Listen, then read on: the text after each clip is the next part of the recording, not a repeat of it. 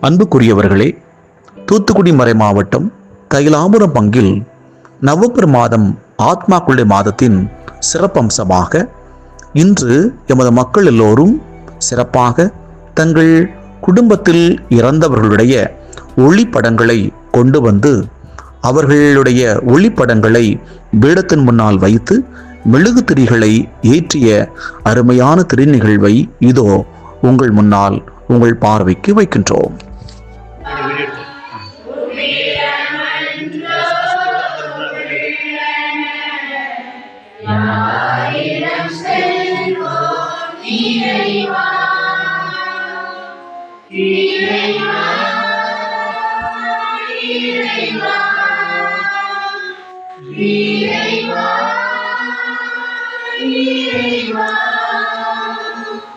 Amen.